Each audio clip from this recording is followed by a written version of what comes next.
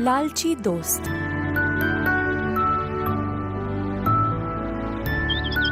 एक गांव में रहते थे 3 दोस्त, बिल्लू, नीलू और पिंकू। तीनों की दोस्ती बड़ी पक्की थी।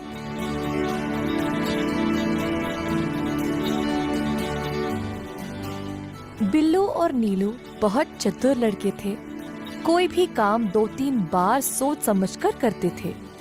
दूसरी ओर पिंकू थोड़ा लापरवाह था।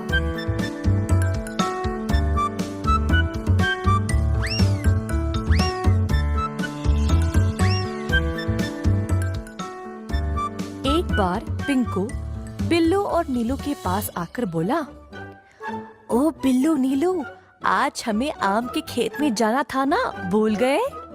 अरे हाँ, मैं तो भूल ही गया, लेकिन उस खेत तक पहुँचने के लिए वन को पार कर जाना है ना? अरे केवल वही नहीं, वहाँ पे बहुत सारे जंगली जानवर भी है। नहीं भाई नहीं, मैं नहीं आ सकता, मुझे डर लगेगा। अरे यार, वहाँ कोई जंगली जानवर नहीं है, लोग हर रोज उसी रास्ते से आते जाते हैं, चलो ना चलते हैं। पिंकू, लेकिन मैंने अपने माँ बापू को नहीं बताया, जब तक हम वापस आएंगे शाम हो जाएगी, हम कभी और जाएंगे। ओफो, क्या तुम सब कुछ माँ बाबू को बोल के करते हो क्या? अगर तुम उनसे पूछोगे तो वे तुम्हें अनुमति नहीं देंगे।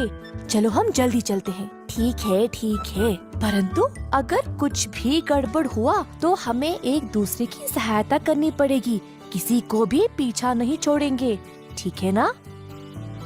अच्छा, ठीक है, अब चलो तो सही। तीनों दोस्त वन के भीतर चल पड़े, लेकिन सबको डर लगी थी, क्योंकि बचपन से वे सब एक भयानक जानवर की कहानी सुनते आए हैं, जो इसी वन में रहा करता था।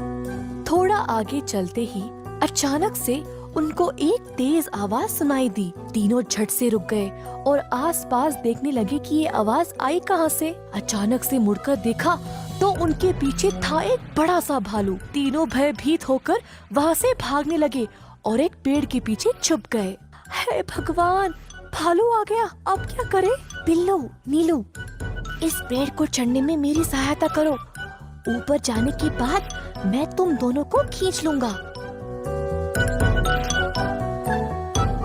जैसा पिंकू ने कहा, वैसे ही बाकी दोनों ने किया।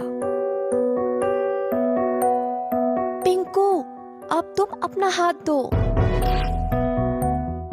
अरे, अपना हाथ क्यों नहीं दे रहे हो? जल्दी, भालू आ रहा है, जल्दी करो। वैसे यहाँ एक ही बैठ सकता है, तुम लोग कहाँ बैठोगे? बिल्लू और नीलू को पिंकू के ऐसा बोलने पर समझ ही नहीं आया। भालू और पास आने लगा। मेरी दोस्त नीलू, अगर हम जमीन पर पड़कर मरने का नाटक करें तो भालू शायद हमें कुछ नहीं करेगा। हाँ बिल्लू, अब यही करेंगे। दोनों लड़के जमीन पर पड़ गए और हिले बिना मरने का नाटक किया। भालू लड़कों के पास आया और उनको सूंघने लगा। दोनों को मरा हुआ समझ के भालू वहाँ से चला गया।